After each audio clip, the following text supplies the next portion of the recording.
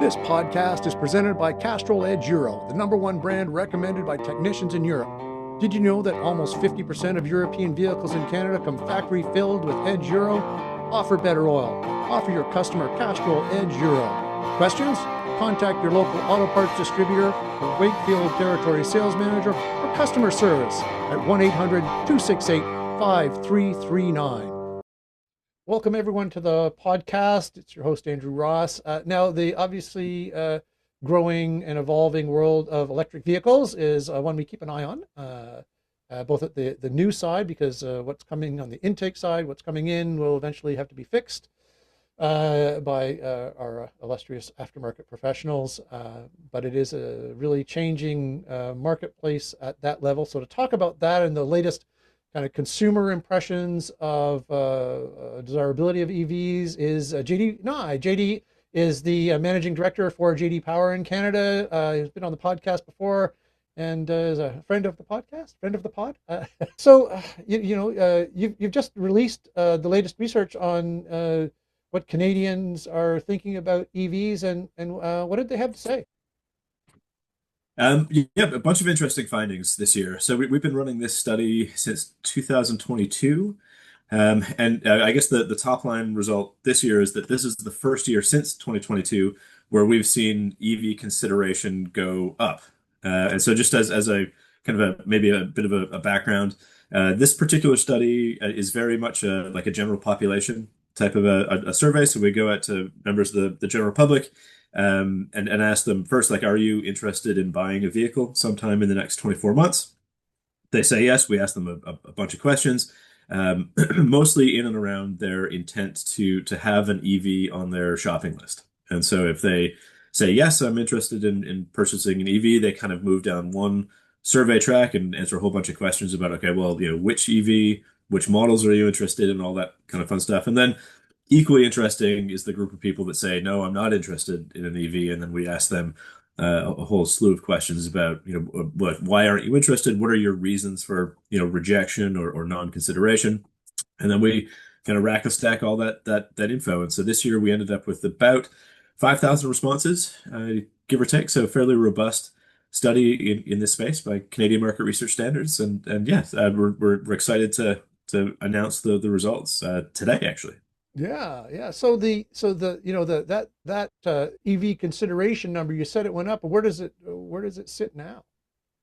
Yeah, so it went up 6 percentage points year over year. So a fairly decent sized swing. So it sits now at 34%. And so in our parlance, that's what we might refer to as like net consideration or overall consideration. So that's the combination of our two answer buckets that are yes, I'm very likely to consider an EV, or somewhat likely to consider an EV. And so talk about top two box responses being the exactly, yeah. So in the past, that number was as low as kind of the high 20s, and so finally moving in a positive direction from a year over year perspective this year. Right. Because as you say, this study started sort of after the first blush of EV kind of popularity and the rush to market for people who were like, oh, this is amazing. And you got that kind of early adopters.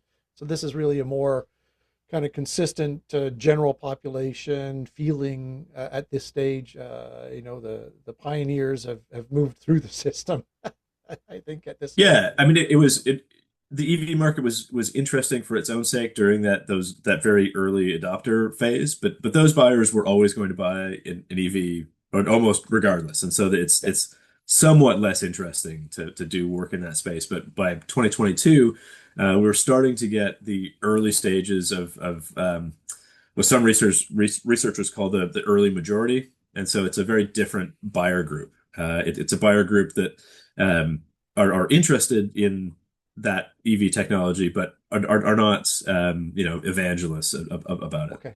Okay, that's a good way of putting it. Yeah, because there's certainly that, again, the early adopters, the people who were like looking for a vehicle that looked very different, as well as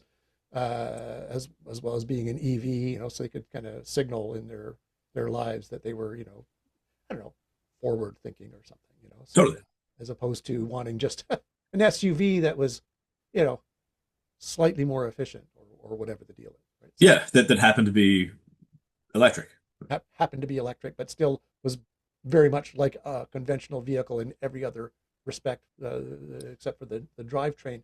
What other interesting findings? So 34%. That's probably still more people. I mean, than what the market could supply anyway. Yeah. Every one of those walked in and said, "I want to buy one today." They probably have to wait a while, right? So But that certainly was a challenge in the early days. I think a lot of manufacturers, or some of the legacy manufacturers have sorted out a lot of those issues. So I think you have a better chance of being able to buy one today than a couple of years ago, or getting one quickly than a right, couple of years ago. But right, yeah, right. it certainly was a kind of a drawback for a Yeah, little while. yeah. I guess that one of the other interesting findings this year was the kind of a bit of a reshuffling in terms of those reasons for non-consideration. Okay. For the entirety of our experience with the EVC study, affordability was always definitely in the top three, and usually kind of the top reason for EV non-consideration or EV rejection for pretty obvious reasons. In Canada, for a long time, these were rather expensive vehicles for a number of reasons that we can get into. But this year, affordability dropped out of the top three for the first time. Now Really? you can look at that as sort of like a glass half full or glass half empty, depending on your inclination there. But now the top three reasons for non-consideration are range anxiety, which has always been basically number one, either tied with affordability or number one by like a percentage point. Concern about public charging infrastructure, the availability, kind of amount of public charging stations, and this year cold weather and winter reliability or winter range concerns was the number three option. Like I said, with affordability dropping down, which is kind of I think it, sort of interesting finding based on what we see in the marketplace. There are a number of, frankly, just less expensive EVs available today, and have been made available, I'd say, over the last 6 to 8 months Right. in the Canadian market, and so that really has made a difference. I was answering a question the other day, just about which of the the structural challenges for EV adoption would be the most difficult for like an automaker or the government to address. Um, I think in Canada, obviously, the toughest one for the government or automakers would be, winter, Yeah. to address that particular problem. That would be a bit of a challenge. Everybody complains about it. Nobody does anything about it. So Automakers and manufacturers and oftentimes governments can be creative and solve a lot of problems. Solving winter in Canada, that might be a step too far. But that being said, if you were to ask me out of the 2025 study, which of these would be most difficult, I would have said I think affordability is going to be a really challenging problem to solve. And 1 year later, making enormous strides in terms of improving the affordability of EVs. So, it's a very fluid landscape at the moment. right, right, and just for folks who are maybe in warmer climes or aren't kind of watching this very carefully, that for those folks who are doing some research into EVs, battery electric vehicles, obviously, hybrids notwithstanding, and plug-in hybrids notwithstanding, that issue of range in cold weather is really persistent, right? I mean, it's not like range anxiety. Oh, I don't know if I'll be able to go to the store or not, which is, you have 500 kilometers or whatever range on your vehicle, or 300 or whatever one. It's can I get home from we're based in Sudbury. Not aware of a vehicle on the market today at any reasonable kind of level of affordability that can get from Toronto to Sudbury in the winter without stopping. Right. I'm just not aware of one that can pull that range off when it's people joke, we sort of laugh about it because it is literally uphill the whole way. Right. Yeah, You I know, mean, you might note that the Toronto to Sudbury commute is fairly rare, it's rare, but 100%, 100%. So yes, I do know the fine slices that we deal with here, right? yeah, How you're can what I we might get refer to as a small you're a small sample size, 100%? refers to it. But it is also real in the sense that Yeah, for folks who do have longer drives at some point in their world and don't really have the option to have a second vehicle for those right. long drives. It keeps them out of that market, especially if they're, looking at that range that's going down to something around half. Once you get headwinds and cold weather and keeping the vehicle warm, so it's not just pretend anxiety. It's real, right? So, is I guess my point. One other really interesting component here, which is something that I mean, obviously Canada doesn't have an exclusive cornering of the market on cold weather. Shout out to anybody in Upper Peninsula, Michigan. They know what cold weather is all about. Um, but the issue of Chinese vehicles came up, which is definitely a largely Canada only consideration right now. What did the respondents have to say about Chinese EVs? Yeah, we were lucky just in terms of the timing of when we had to get into field for this study that things were really percolating from a government perspective on the announcement with the government in China around allowing a quoted number of Chinese EVs into the country. And so we were able to kind of last minute wedge a couple of important questions into this year's study just to ask essentially that question. So, we know you're interested in shopping for an EV or at least having one on your shopping list. What about a Chinese OE, like a domestic brand OE? So just to be clear, with that question, we're not specific. We were not asking about your Tesla Model 3 built in China, Right. or the Polestar built in China, or like other global brands that just happen to be manufactured in China. In that case, we're talking about domestic Chinese OE brands. So for your listeners, brands that don't currently exist in Canada or not currently selling cars in Right, right, Canada. like a BYD or a Geely or It, some of these others. exactly. And so, yeah, so interestingly enough, of the people that said, yes, I'm kind of overall likely to consider an EV, about 56% of those people said that they would be open to considering a domestic Chinese brand OE. That's So super certainly, interesting. yeah, I mean, for any of the kind of legacy automakers out there, that the moment a brand new brand shows up and it's taking up space on the shopping list of your prospective customers, that's definitely a sizable threat. Sure, sure. And for the aftermarket, it does spell a high likelihood that when these vehicles come in, assuming we're really talking about the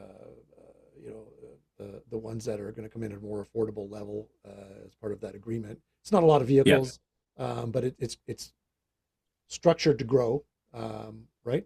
And so those are going to be on the roads, and for the aftermarket, they're going to need to be on point with when somebody shows up at that with that one of those vehicles at their independent shop.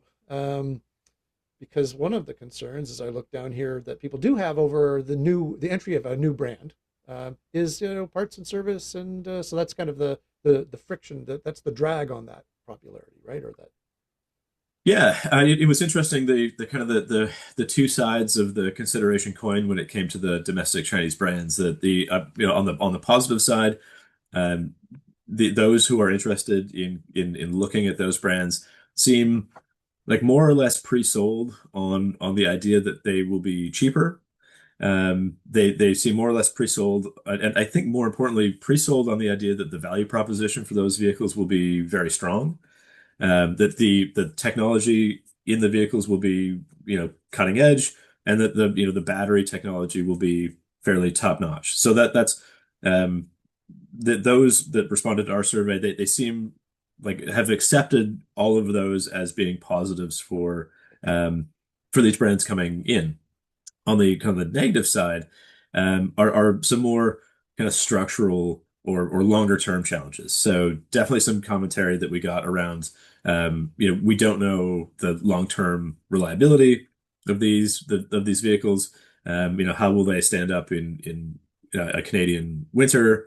And then to your point, there was quite a few comments around, how will these vehicles be supported from an after sales and parts availability perspective. So some concern there. So I guess if I was to sum up the attitude of our respondents around their likeliness to consider Chinese OE brands, it would be something like, okay, like you've got me interested, but and so I'm there, but now I have some more serious questions and some kind of some waiting for you to prove it items there too. Right. Fair enough. And one of the things that occurs to me in looking at this, and there is some information on this divergence between the Canadian and U.S. marketplaces in the information and the studies that you've found, is just that. Obviously, the Chinese vehicle reality is something that we're having and going to have in Canada, and in all likelihood to a growing extent, not something that I don't think is on the horizon in the U.S. At present, and maybe not for a long time. Certainly, I'm not seeing any indications of that, and in fact, quite the contrary. Yeah. And also a divergence in, or a lag, maybe in that EV consideration between Canada and the U.S. I mean, in Canada, we talk about it being in kind of environmentalism and all that, but we're like quite a bit behind on the EV consideration than they are in the U.S. Yeah. Are you seeing this kind of divergence, Canada-U.S. market, in a lot of places between in this and kind of other places in the marketplace? Yeah, I mean the US Canada comparisons are always interesting in a lot of our studies. We often joke that there's an exchange rate problem between Canadian survey respondents and US survey respondents. There does seem to be kind of a natural inclination for, like, if something is if a experience is pretty good in the US, an American customer, massive generalization here, so Yeah. I have a big asterisk across this, but are just more likely to mouse click on like an 8 out of 10, whereas a Canadian, if it's pretty good, will mouse click on a 7 out of 10. So that there does seem to be kind of a scoring exchange rate We're hard markers, challenge man. across the. Yeah, oh, We're exactly, generally exactly. unhappy. Yeah, It's actually yeah. really, Well, it's cold. When it's cold, we're just a little cranky when the yeah, surveys come out. So, the long but winters. when it comes to, yeah, exactly. So when it comes to EVs, though, it is interesting to your point about, we like to view ourselves as slightly more virtuous or environmental than our US cousins. But when it comes to EV adoption or consideration, their consideration rates have always been much higher than they are in Canada. Kind of in the kind of mid 50% zone for that overall likely to consider in the US, although that's flat year over year. Whereas, and so for years, our two kind of numbers have been on a divergent trajectory, and now the US has kind of flattened off in that kind of mid 50s zone, whereas as the Canadian net consideration has risen. So this is the first time we've actually kind of closed that gap, or started to close that gap. But then, like, there are a number of kind of structural issues that I think drive that gap. Um, I mean, one is the state of California, which is essentially the size of Canada from an automotive market.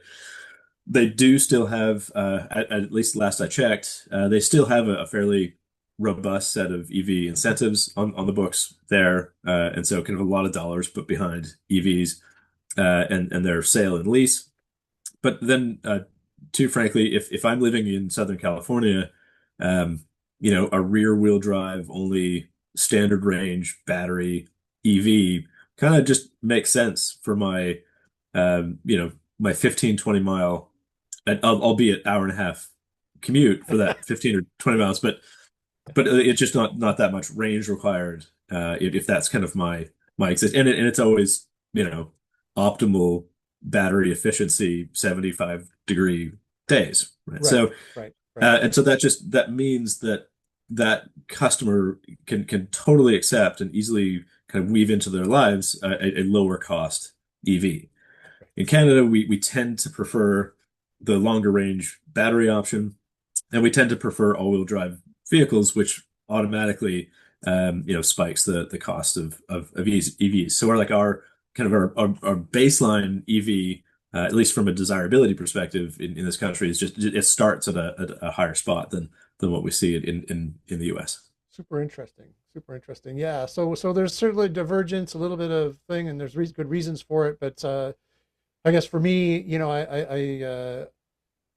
what I take from it is that it's good kind of advice to not view the Canadian market as being some kind of percentage basis just of what's happening in the U.S. The marketplaces are quite different and diverging. We're going to have some different makers here too. So for aftermarket players looking at the future, really need to pay attention to kind of these smaller spaces that are going on.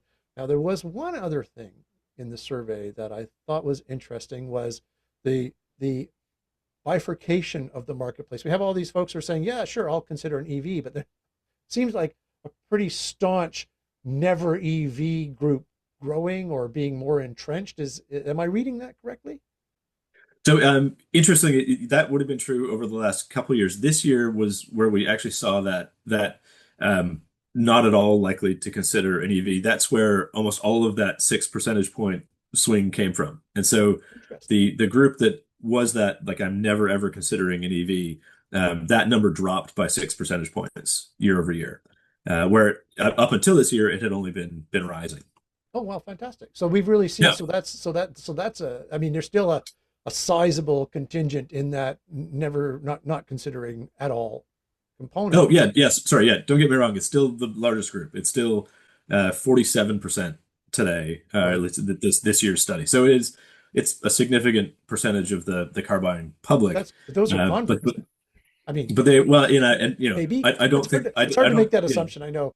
I can see all your research statistical spidey senses going off when I say stuff like that. No, I mean, they probably didn't all go to the yes, I'm definitely considering an EV, but they may have moved one slot further to the left on that chart, right? So that they're now like not likely to consider an EV, but we've certainly that was a fairly significant swing out of that kind of never ever group.